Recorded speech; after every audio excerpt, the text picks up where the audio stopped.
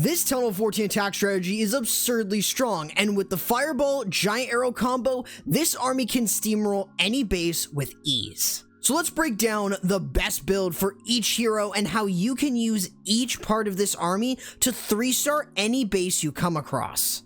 First, how does this army work? Well, it might be a bit complex, so let's break it down one at a time. Let's start with the Fireball, where we're going to start with a Warden walk. Preferably, this is going to start near the Town Hall, or to gain access to the Town Hall via the Fireball, such as in an anti-2. You want to make sure that you're funneling out as many defenses initially to prevent the Fireball from targeting somewhere else. In this case, you should be using Barbarian kickers to help cut down defenses outside of your Warden's range. You can let him walk for as long as you want, but once the defenses in front of him have been cleared and there aren't any closer defenses, use your yellow cards on defenses that you don't want the Fireball to lock onto. Specifically, try to keep them around the defense that you want to target by keeping that one open. This is going to give you ample room to send the Fireball towards the defense that you left alone by then also using 3 Earthquake spells on the Town Hall and surrounding buildings to take them out and also weaken the Town Hall and get some nice value in the area, whether it's big or small.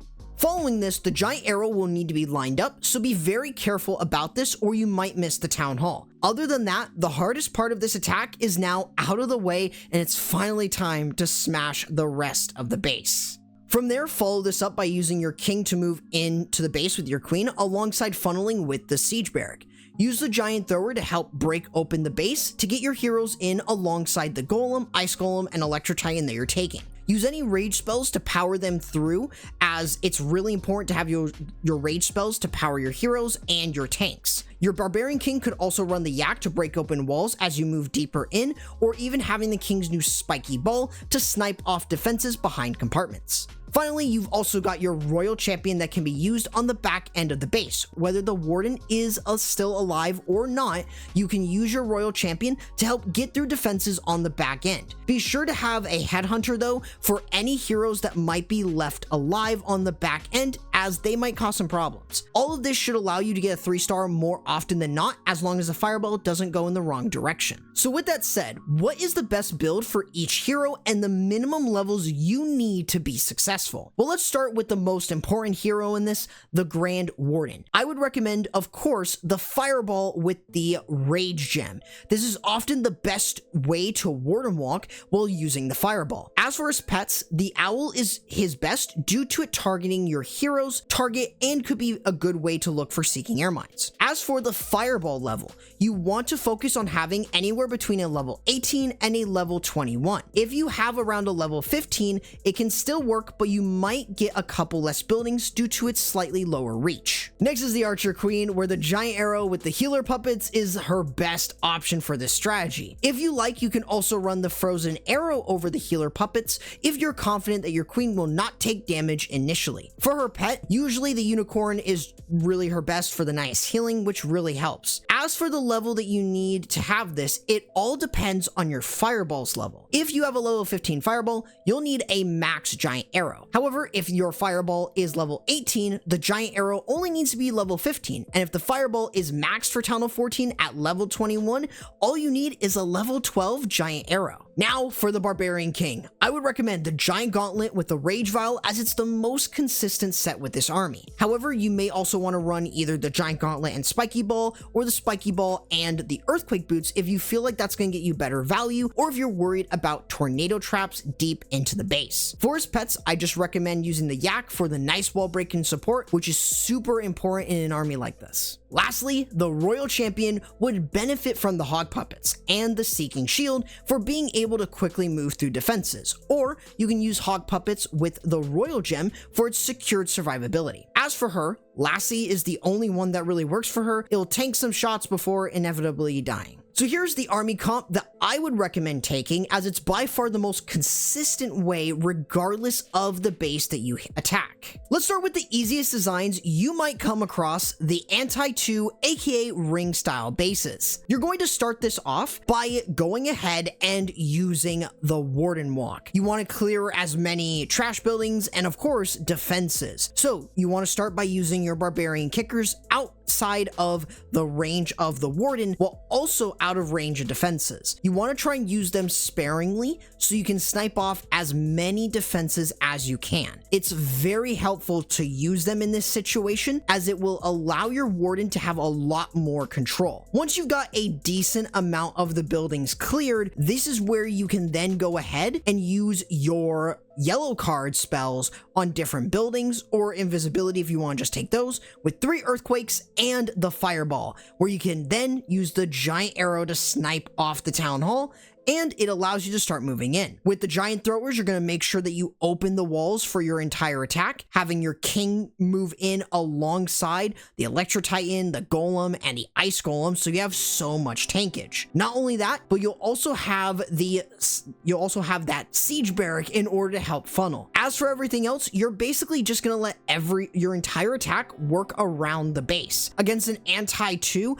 it's a lot easier, and when you use your Siege Barrack to set up a little bit of control and funnel to keep them in the base, you can have that Rage Vial or of course the Spiky Ball to really work around the base and very easily crush the core. Otherwise, you have that back end Royal Champion going in to provide support. Maybe you could even have some of the Super Hogs from your CC in order to help out, but overall you will be able to 3-star more often than not with this, as it can very easily overwhelm everything. You might just want to use your rage spells to power up all of your troops, especially as you're working around, and even if you have them on the back end, you can easily overwhelm the base. Next, let's go with how you can use this army against an anti 3-star base. Starting with the Warden Walk, you do want to make sure that you're doing this pretty much the exact same way as the anti-2 one. Something else though to keep in mind is Teslas. This is something that can always appear on the outside if you're not careful. So you could bring a couple Hog Riders to look for any Teslas early,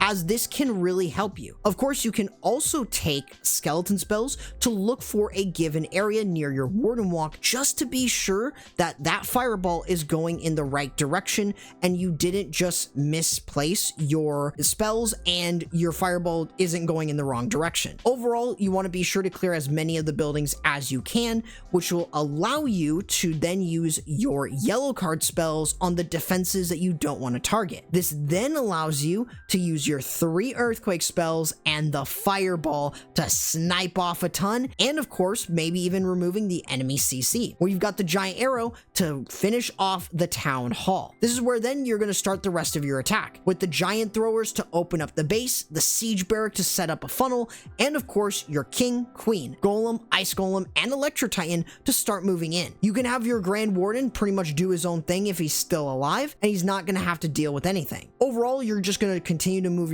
yourself down the base while using any rage spells that you have for your main portion, while you could also use some with your Grand Warden to keep him alive. Otherwise, you have a ton of support here as you work through. The Royal Champion on the back end is incredibly helpful, and paired with the Warden, if he's still alive, is really nice. Just be sure to use the Headhunter for a back end king, and you should be able to easily overwhelm the base with the amount of troops that you have. It's a very strong army, and while this isn't the easiest option, it is incredibly strong once you get the hang of it. Finally, we'll show you how to deal with box space with an army like this. For a box type design though, you do want to prioritize focusing in on doing the exact same things and funneling out the defenses. In this specific instance, there are a lot more defenses. So how do you kind of deal with something like this? Where, well, you could actually use a rage spell on your warden and healers, not only to keep him alive,